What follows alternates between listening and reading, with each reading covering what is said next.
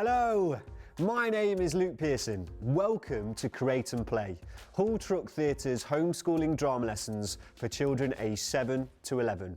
Thank you so much for joining me. Today's session is about mime, gesture and physically telling stories. So how we can tell stories with our bodies. Before we do anything though, we need to get warmed up. I'd like you to find a spot in your room. In a moment I'm going to play 30 seconds of music. I'd like you to do some freestyle dancing. Whatever moves you want to bust out, you bust them out. Okay, are you ready? Here we go. Sweet melodies, he played me, made me believe it was real love. Saved me, sweet melodies, but the day he did me wrong, the song couldn't go on, He used to sing me, sweet melodies, he played me, made me believe it was real love. Saved me, sweet melodies, but the day he did me wrong, the song couldn't go on. Brilliant, everybody. That was some really good dancing. Now we're going to continue our physical warm-up, so stay stood in the spot in your room. Firstly, I'd like you to imagine that you're really nervous. Perhaps you're about to deliver a big speech in front of the whole class in assembly, or maybe you're sat outside the head teacher's office waiting to go in and be told off. This might mean that you rub your hands together with nervousness and your eyes are wide and full of dread. You might pace up and down in your room in panic, unsure of what is about to happen. And relax. Now we're going to imagine something really good and fantastic is about to happen. Maybe I've just won an Olympic gold medal. Or maybe I've just won £1 million on the lottery. This might mean that I put my hands up with joy and elation and happiness, and my face is bright and glowing. I might keep putting my hands to my head in shock because I can't believe what's just happened. And relax. Finally, we're going to be stood waiting for a bus, and this bus is late. That might mean that I've got my arms crossed with frustration. That might mean that I keep looking to the left for this bus to come, and I keep checking my watch. I'm not happy, and it's raining. And relax. Fantastic work, everybody. Now it's time for our vocal warm-up. The first thing I'd like you to do is give your faces a good massage. The face is really important for the actor because it's where we express all of our emotions. Also, by warming up the muscles in our face, we can make sure we are speaking and enunciating words really clearly. So, take the heel part of your hand and give your heads and faces a nice massage. Be gentle as you do this and take extra care around your eyes. Off you go. Fantastic work, everybody. Now it's time for today's tongue twister. And today's tongue twister is, I wish to wash my Irish wristwatch. You'll notice in this tongue twister, there's some I sounds and W sounds. So maybe practice those before you try the tongue twister so that they are in your mouths ready to go. I, w, I, w. I, w. Here's the tongue twister for a second time. I wish to wash my Irish wristwatch. Pause the video and have a go at saying that tongue twister now.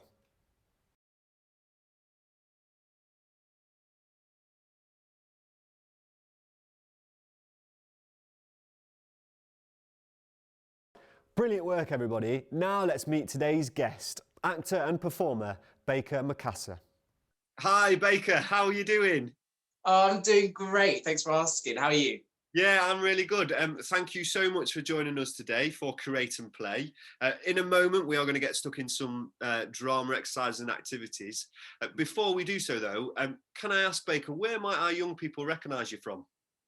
Well, they might recognise me from playing Peter Pan. I was lucky enough to be Peter Pan in the Hull Truck's Christmas show at the end of 2019, which was great fun. So yeah, I got the chance to fly about above the stage and run around and have lots of fun in Neverland. Yeah, and you were amazing as Peter Pan, Baker, and it looked so tiring what you were doing up on those silks, flying every day. Looked amazing. Oh, it was so much fun. I'm still to this day grateful that I got to do it and can't believe that I learned that skill. Like, I'm so thankful. It was a great job. Where where had you been before that? How has your acting career progressed, and what sort of led you down the path of performance and acting, Baker? I think before being at Hull Truck, I actually did a bit of theatre as well. So I did a season at Chester Story House. So I did some rep there. And I did a tour of another show called The Hartlepool Monkey that was quite physical as well. So that involved a lot of puppetry. And I guess my journey's kind of just been like taking every opportunity as it comes. I kind of got into acting and drama because I had a fantastic drama teacher at school. And she kind of brought in so many different people from different theatres to kind of teach us about all the different aspects of theatre and also give us a chance to try our hand at all of them. So I think if it wasn't for her, if it wasn't for having those connections through theatres that were local to our school, then I probably wouldn't be doing what I'm doing today. So I'm really thankful to all the wonderful organisations that came in and taught me about the magical world of theatre. And the rest, as they say, is history. And the rest is history. Yeah. And I like what you said in there. That's a really good sort of piece of advice, isn't it? That take every opportunity that comes for every situation and every walk of life, really. Absolutely. And everything will teach you something, I think. Even if you don't have the best experience doing something, you can take something from that, and that will help you grow as a performer and as a worker in this industry. So I think you should never, always try something at least once, and then you know whether you like it or not. Take what you can from it, and then it'll make you the better for it. Yeah. So on that note, let's try some stuff. Today's session is about mime and gesture. So you ready to get stuck in? Oh yeah, let's go. I can't wait. Let's go. Okay. Now we're going to get stuck into the session, and today's session is about mime gesture and how we can physically tell stories with our bodies. In a moment, I'm going to give you some sentences, and I'd like you to communicate these non-verbally. This means without using words. You can use facial expressions, you can use hand gestures, and you can use non-verbal cues such as winking, nodding, and pointing with your eyes. Okay. The first phrase is, I am tired and want to leave. Let's see Baker's example. Baker is stood with his arms folded. He raises his eyebrows questioningly. He sighs and flicks his head back and blows his lips. He gestures with his head, and again. Come on, he gestures. He looks to the exit, rolling his eyes with boredom. He nods towards the exit again and begins to leave. Okay, that was awesome, Baker. Now it's your turn. Once more, the phrase is, I am tired and want to leave, and you cannot use words. Okay, pause the video now and have a go at communicating that.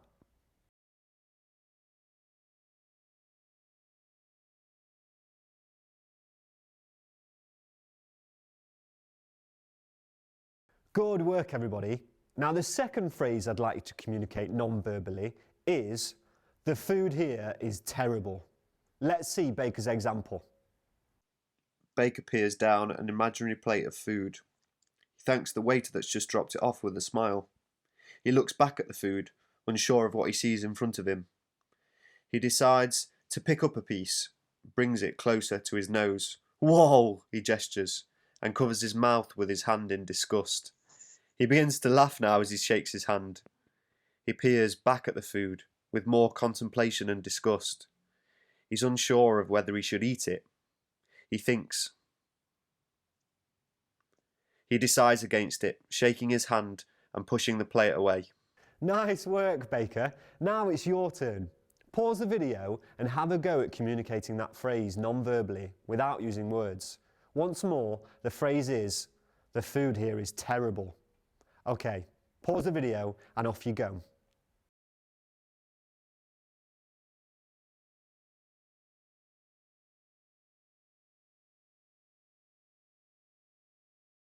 Wow, nice work, everybody. The final phrase I'd like you to try and communicate non-verbally is, I need the toilet. I can't wait another minute. Let's see Baker's example. Baker is stood, with his arms behind his back. He looks impatient He looks to the left and looks around, looking for something to wee in. He picks up a green pot. Oh no, Baker, you can't wee in there. He decides against it and puts it down. He looks around for something else. He sees a bigger pot, a coffee maker. He picks it up, contemplates it. That's going to have to do. He runs off camera with the pot in hand. That was wicked, Baker. Now it's your turn. Once more, the phrase is, I need the toilet and I can't wait another minute. Pause the video and have a go at communicating that now. Off you go.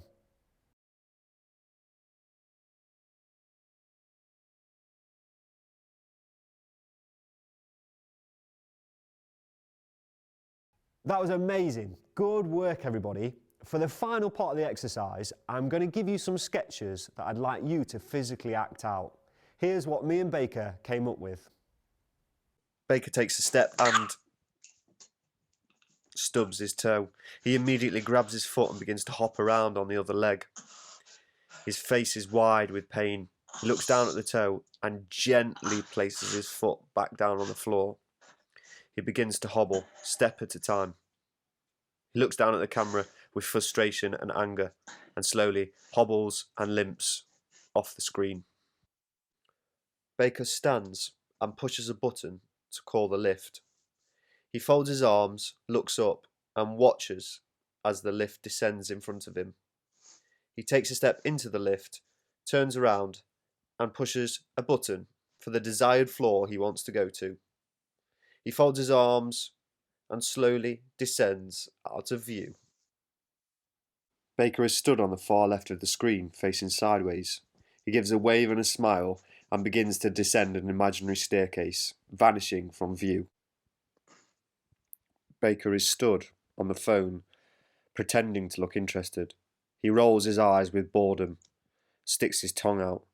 Suddenly, though, he's animated, as he's pretending to enjoy what the person's saying, secretly very bored. He rushes the conversation along, says goodbye, puts the phone down. He looks back at you and rolls his eyes. How boring. How funny and how brilliant was Baker during those sketches? Now it's your turn. Pause the video and have a go at acting those sketches out physically. Off you go.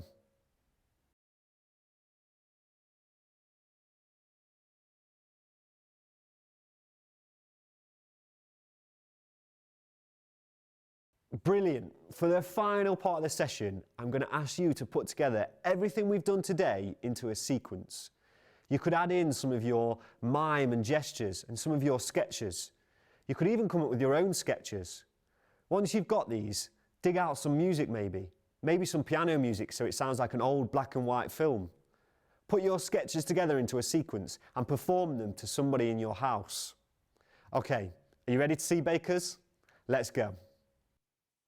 Baker is stood, cooking some imaginary food, when suddenly he burns his finger. He immediately lifts it in the air, shakes it and jumps around. He realises that his phone is ringing. He picks it up and answers it, beginning a conversation with that person. Meanwhile, his hand is still shaking in the air. He silently screams with all his might and then continues the phone conversation. With his hand shaking in the air, he descends imaginary stairs. Baker is stood with his arms folded. It looks like he needs the toilet. Again. Has he not learnt his lesson from last time? As the urge grows, he begins to shake and move more violently. He looks panicked now. He starts to look around to see what he can use to go to the toilet in. He spots a coffee pot and picks it up. It'll have to do. He goes to leave when... Oh, he stubs his toe again. He immediately hops on one foot whilst holding the coffee pot. He hobbles off screen. Amazing, Baker. And again, thank you so much for joining us. Thanks, everybody. Thank you so much for joining us, and I hope you've had a wonderful time. I'll see you next time.